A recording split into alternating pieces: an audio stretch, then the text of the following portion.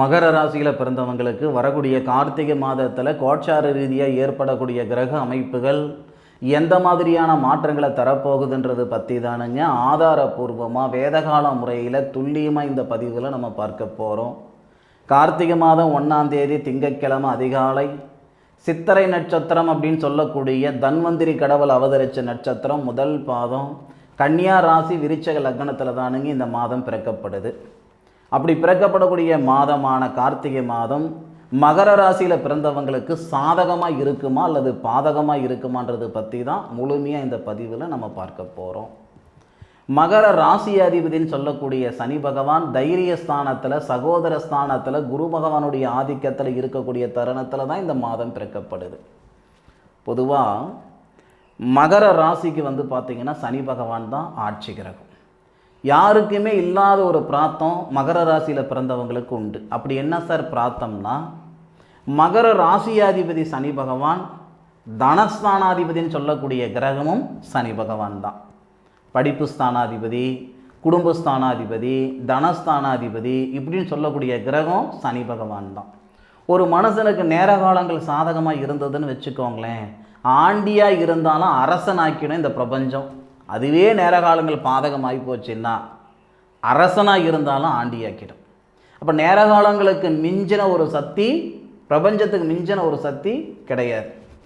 இந்த மகர ராசியில் பிறந்தவங்களுக்கு உங்களுடைய ராசிநாதன் தைரியஸ்தானத்தில், அதாவது குரு பகவானுடைய ஆதிக்கத்தில் இருந்ததால் ஒரு சிலருக்கு தடைகளும் தாமதங்களும் ஏற்படுத்தியிருக்கும். பொதுவாக குருவுக்கும் சனிக்கும் பொருந்தாது பாருங்க. அப்போது இந்த சனி பகவான் குரு பகவானுடைய ஆதிக்கத்தில் வக்ரத்தில் வேற இருந்தார். இப்போ யாரோ பிழைக்கிறதுக்கு நான் காரணமாக இருக்கிறேனே, ஆதங்கம் இருக்குதானே செய்யுது. உழைப்புக்கு தகுந்த உயர்வு இல்லையே, வாழ்க்கைக்கேற்ற வளர்ச்சி இல்லையே, என் படித்த படிப்புக்கும் நான் செய்கிற வேலைக்கும் சம்மதம் இல்லையே. சந்தோஷமாக இருக்கிறேன் அப்படின்னு சொல்கிறவங்க 4 பேருனா, சந்தோஷமாக இருக்கிறதுக்கு முயற்சி பண்ணிகிட்டு இருக்கிறேனுங்கன்னு சொல்கிறதுக்கு 400 பேர். மகர ராசியில் பிறந்தவங்களுக்கு மிகப்பெரிய மாற்றங்களை கொடுக்கக்கூடிய தருணத்தை இந்த பிரபஞ்சம் கார்த்திகை மாதத்தில் தரப்போகுதுங்க. அது என்ன விவரம்ன்றதை சொல்கிறேன், கேட்டுக்கிடுங்க. தைரியஸ்தானாதிபதினு சொல்லக்கூடிய குரு பகவான் உங்களுடைய ராசிநாதனுக்கு வீடு கொடுத்து நட்சத்திரம் கொடுத்து 9வது பார்வையை பார்க்கவும் செய்கிறாரு. 1. அந்த தைரியஸ்தானாதிபதினு சொல்லக்கூடிய அந்த குரு பகவான் தான் தனகாரகன் ஆகிறார். தனகாரகன் தனஸ்தானாதிபதினு சொல்லக்கூடிய சனி பகவானை பார்க்கிறாரு, நட்சத்திரம் கொடுக்கிறாரு, வீடு கொடுக்கிறாருன்றது ஒரு புறம். உங்கள் ராசியும் பார்க்கிறாரு. அப்போது உங்களுடைய உத்தியோகத்தில் இருக்கக்கூடிய தடைகள், முன்னேற்றத்தில் முட்டுக்கட்டையாக இருக்கக்கூடிய தடைகள் எல்லாமே இந்த தருணங்களில் விலக போகுது. சார் எத்தனை நாள் வரைக்கும் இருக்குங்க சார்? காலம்புரை இருந்துருமா? சொல்லிட முடியாது இல்லையா? அப்படி 19ஆம் தேதி வரை, கார்த்திகை மாதம் 1ஆம் தேதியிலிருந்து கார்த்திகை மாதம் 19ஆம் தேதிக்குள்ளார வளரணும், சாதிக்கணும் அப்படின்னு நினைக்கக்கூடிய மகர ராசியில் பிறந்தவங்களுக்கு மாற்றங்கள் வரும். இல்லை நான் கிணத்துல போட்ட கல் மாதிரி ஒரே இடத்துல இருந்துக்கிறேனுங்க அப்படி யாரும் நினைக்க மாட்டாங்க. ஏன்னா எல்லாருமே சம்பாதிக்கணுன்ற எண்ணத்தில் இருக்கிறவங்கள விட சாதிக்கணுன்ற எண்ணத்தில் இருக்கிறவங்க தான் ஜாஸ்தி. சந்தர்ப்பம் இல்லாமல் இருக்கிற இடத்துலையே இருக்கக்கூடியவங்க பல பேர். இந்த பிரபஞ்சம் உங்களுக்கு தரக்கூடிய சந்தர்ப்பம் கார்த்திகை மாதத்தில் 1ஆம் தேதியிலிருந்து 19ஆம் தேதிக்குள்ளார நிறைய மாற்றங்கள் இருக்குதாங்க செய்யுது. சரியாக 10ஆம் தேதி பார்த்தீங்கன்னா, கார்த்திகை மாதம் 10ஆம் தேதி பார்த்தீங்கன்னா மகர ராசியில் பிறந்தவங்களுக்கு தொழில் ஸ்தானாதிபதினு சொல்லக்கூடிய கிரகம் சுக்கிரன். அந்த சுக்கிரன் லாபஸ்தானத்தில் குரு பகவானுடைய பார்வையில் வராரு. தொழில் ஸ்தானத்தை குரு பகவான் பார்க்கிறாரு, மகர ராசியை குரு பகவான் பார்க்கிறாரு. மகர ராசி அதிபதினு சொல்லக்கூடிய சனி பகவான் அவர் தான் தொழில் காரகன். அப்போ அவரையும் குரு பகவான் பார்க்கிறார். இது எல்லாமே நமக்கு அற்புதமான அனுகூலம் தானே. இதனால் வேலை வாய்ப்பு செய்யணும், அதாவது புதுசாக தொடங்கணும்னு நினைக்கிறவங்களுக்கும் இந்த நேரம் நல்ல நேரம். 1ஆம் தேதியிலிருந்து 19 தேதி வரை இருக்கிற வேலையிலிருந்து மாற்றங்கள் செஞ்சுக்கிறதுக்கு நான் விரும்புகிறேனுங்க. ஒரு நிறுவனத்தில் இருக்கேன், அந்த நிறுவனத்திலிருந்து இன்னொரு நிறுவனம் போகிறதுக்கு முயற்சி பண்ணிகிட்டு இருக்கிறேனுங்க, பயமாக இருக்குது, எங்கடா வேலை கிடைக்காம போயிடுமோ, இருக்கிறதும் போயிடுமோன்ற பயம் இருக்குதுங்க. கமிட்மெண்ட் அதிகமாக இருக்குதே, நான் எனக்காக வாழ்கிறனோ இல்லையோ நான் சார்ந்தவங்களுக்காக வாழ்ந்துக்கிட்டு இருக்கிறேனுங்கன்னு சொல்லக்கூடிய மகர ராசிக்காரங்க தான் அதிகம். நான் சொல்கிறேனுங்க, நான் சொல்கிறது வேத வாக்காக எடுத்துக்கிட்டு இந்த நேரத்தில் உத்தியோகத்தில் மாற்றங்கள் செய்து பாருங்கள். மனசார சொல்கிறேன், சத்தியமாக சொல்கிறேன், நல்லது நடக்கும். எந்த ஒரு சூழ்நிலை, ஏன்னா நீங்கள் அங்கிட்டே இருந்தீங்கன்னா யாரோ பிழைக்கிறதுக்கு நீங்கள் கஷ்டப்படுற மாதிரி இருந்துக்கிட்டு இருக்கும். உழைப்புக்கு தகுந்த உயர்வு இருக்குமான்னு கேட்டிங்கன்னா கிடையாது. கிணத்துல போட்ட கல் மாதிரி தான் இருந்துக்கிட்டு இருப்பீங்க. ஒரு படி நீங்கள் முன்ன வைங்க, 10 படி இந்த பிரபஞ்சம் உங்களை தள்ளி விடும். இது வந்துங்க உங்கள் காட்டில் மழை பெய்கிற மாதிரின்னு வச்சுக்கோங்க. நம்ம காட்டில் மழை பெய்யும் போது ஒரு உழவு ஓட்டுறதுக்கும் விதை விதைக்கிறதுக்கும், ஒரு புழுதி காட்டில் போய் நீங்கள் உழவு ஓட்டி விதை விதைக்கிறதுக்கும் வித்தியாசம் இருக்குது இல்லையா? பட்டம் பார்த்து பயிர் செய்யன்னு சொல்லுவாங்க இல்லையா? இது விவசாயத்துக்கு மட்டும் கிடையாது, விதைக்கக்கூடிய விதைகளுக்கு மட்டும் கிடையாது, நம்ம வாழ்க்கைக்கும் தான், வாழ்வாதாரத்துக்கும் தான். இந்த நேர காலங்களில் ஒரு நல்ல செயல் செய்யும் பொழுது அது 10 மடங்கு இந்த பிரபஞ்சம் உங்களுக்கு சப்போர்ட் பண்ணும். மகர ராசியில் பிறந்தவங்க சுயத்தொழில் செய்யணுமா, இந்த நேரத்தை சுயத்தொழில் செய்யணும்னா 10 தேதிக்கு மேலே பயன்படுத்திக்கோங்க. இல்லை நான் இடமாற்றங்கள் பண்ணணுன்றன 1ஆம் தேதியிலிருந்து 19 தேதிக்குள்ளார நீங்கள் செஞ்சுக்கோங்க. சரியா? தெளிவாக கேட்டுக்கோங்க. சொந்தமாக நான் தொழில் ஆரம்பிக்கிறேன்னா 10 தேதியிலிருந்து 19 தேதி வரை நல்ல நேரம். இல்லை நான் ஏற்கனவே ஒருத்தர்கிட்ட வேலை செய்துக்கிட்டு இருக்கிறேன், இல்லை ஒரு நிறுவனத்தில் வேலை செய்துக்கிட்டு இருக்கிறேன், இல்லை ஒரு கான்ட்ராக்டில் வேலை செய்துக்கிட்டு இருக்கிறேன் அப்படின்னு சம்பளம் வாங்குகிற இடத்துல இருக்கிறீங்களா, 1லிருந்து 19 தேதி வரைக்கும் உங்களுக்கான நேரம். எப்போனாலும் நீங்கள் மாறிக்கோங்க. இல்லை நான் வெளிநாடு போக போகிறேன், வெளிநாட்டில் எனக்கு தொடர்பு இருக்குது, செஞ்சுக்கலாம்னு இருக்குது, ஆனால் பயமாக இருக்குது, எங்கே ஏமாற்றி விடுவாங்களோன்ற ஒரு அச்சம் மனசுக்குள்ளே இருந்துக்கிட்டு இருக்குது. தாராளமாக போங்க, யாரும் ஏமாற்றிட மாட்டாங்க. தாராளமாக செயல்படுங்க. மகர ராசியில் பிறந்தவங்களுக்கு காசு பணம் கொடுத்தா வாங்க முடியாதே தவிர வாங்கின பணத்தை கட்டுறதுக்கான தகுதி இருக்குது. நீங்கள் யாராக இருந்தாலும் சரி, நீங்கள் ஆணாக இருந்தாலும் சரி, பெண்ணாக இருந்தாலும் சரி, நான் ஒருத்தருக்கு 1000 ரூபாய் கொடுத்தனுங்க, அதை நல்ல விதமாக வாங்கிட்டேனுங்க, ஒருத்தர் சொல்லுங்கள் பார்க்கலாம். 1000 ரூபாய் ஒரு முறை கொடுத்தேன், 100 10 முறை அந்த 1000 ரூபாய் வாங்கினேங்க அப்படின்னு சொல்லவங்க தான் அதிகமாக இருப்பாங்க. ஏன்னா இங்கே வாங்கிறதுக்கு லாக்கி படுவீங்களா? சத்தியமாக லாக்கிப்பட மாட்டீங்க.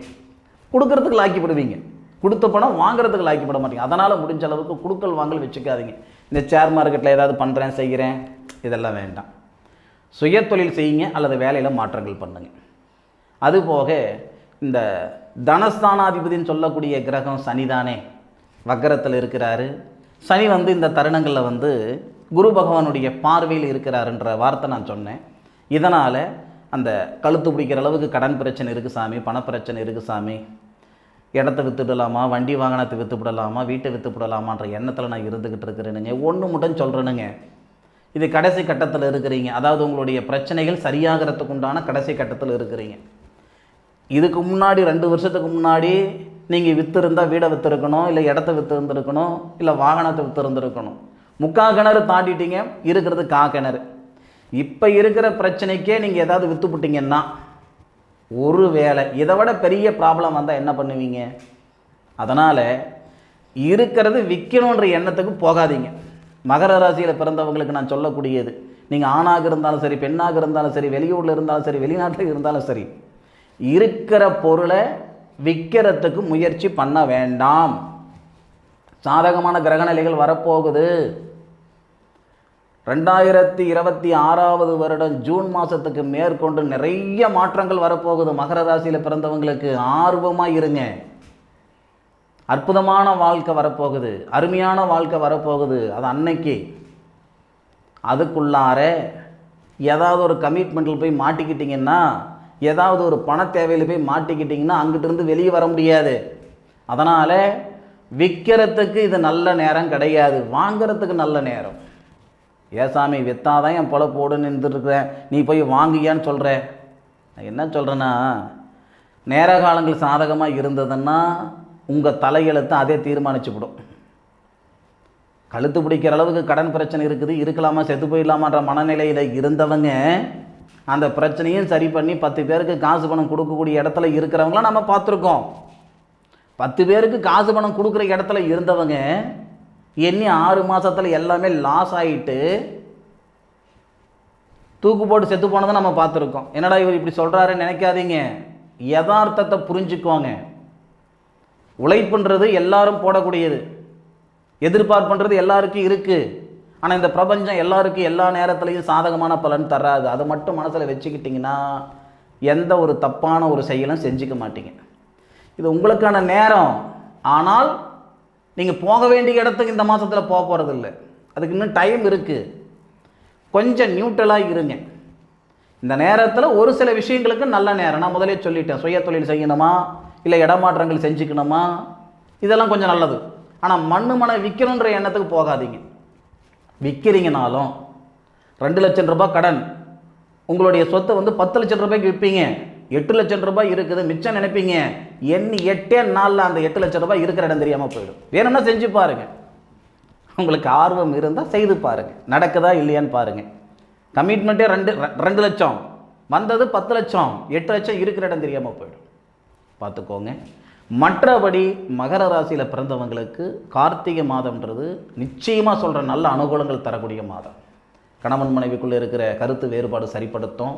ஏன்னா குடும்பஸ்தானாதிபதினு சொல்லக்கூடிய கிரகம் சனிதானே, குருவுடைய வீட்டில் இருக்கிறாரே, எங்கிட்ட உட்காந்து இருக்கிறாரு, திருமணஸ்தானத்தில் இருக்கிறாருல்ல குரு, திருமணஸ்தானத்தில் இருந்து உங்கள் ராசியை பார்க்கிறாரே, நல்லது செஞ்சாகணும் பாருங்கள். சில பேருக்கு சுபஸ்தானாதிபதினு சொல்லக்கூடிய கிரகம் செவ்வாய், நம்ம ராசிநாதன் சொல்லக்கூடிய சனிக்கு செவ்வாவும் கெட்டவன் தான், குருவும் கெட்டவன் தான். ஆனால் செவ்வாய் லாபஸ்தானத்துக்கு குரு பகவானுடைய பார்வையில் சனி பகவானுடைய நட்சத்திரத்தில் இருக்கிறாரு. அந்த செவ்வாய் உங்கள் ராசிக்கு 2வது பாவகத்தில் பார்க்குறாரு. எப்பேற்பட்ட அற்புதம் பாருங்கள்.